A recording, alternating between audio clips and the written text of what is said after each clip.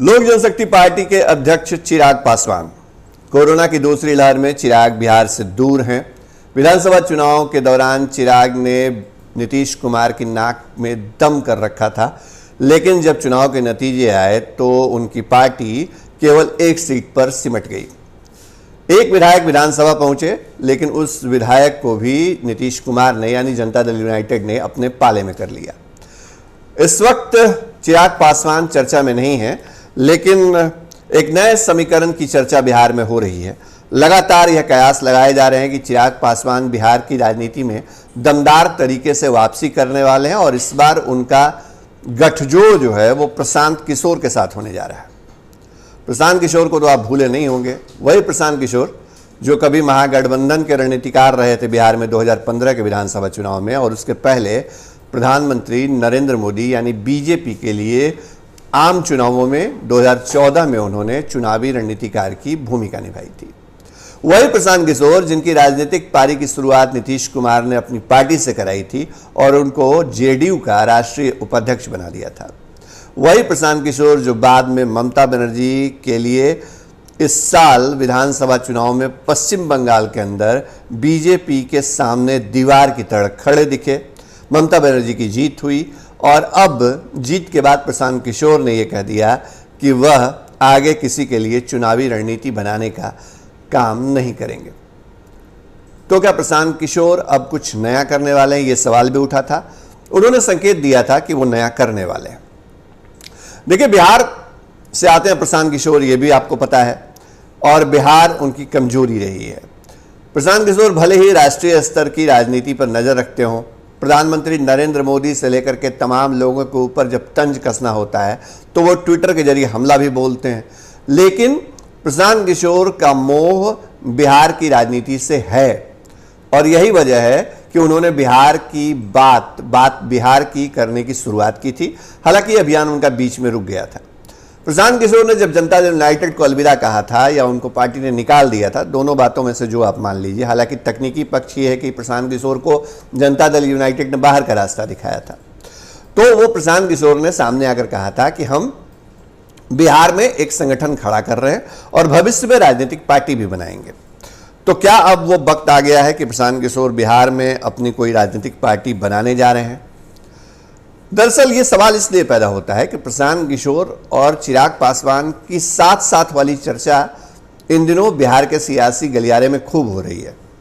लगातार ये चर्चा हो रही है कि प्रशांत किशोर और चिराग पासवान अब साथ साथ आ सकते हैं, दोनों साथ साथ मिलकर के नीतीश कुमार के सामने खड़े हो सकते हैं।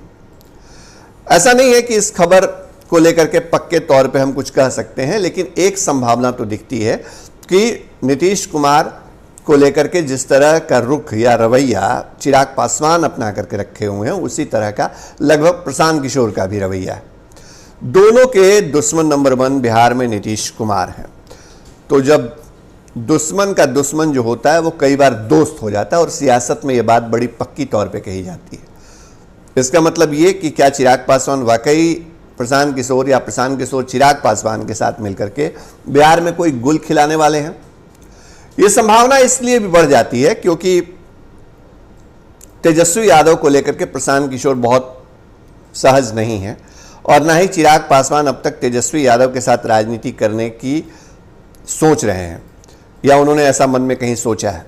कई ऐसे मौके आए हैं जब उन्होंने कहा है कि नहीं, हम अलग राजनीति करना चाहते हैं, हम अलग से राजनीति रखना चाहते हैं, अपनी राह को अलग रखना चाहते हैं। दरअसल सबको पता है कि बिहार में नीतीश कुमार के विकल्प के तौर पे तेजस्वी यादव को देखा जा रहा है। तेजस्वी यादव पिछले विधानसभा चुनाव में इस बात को साबित कर चुके हैं।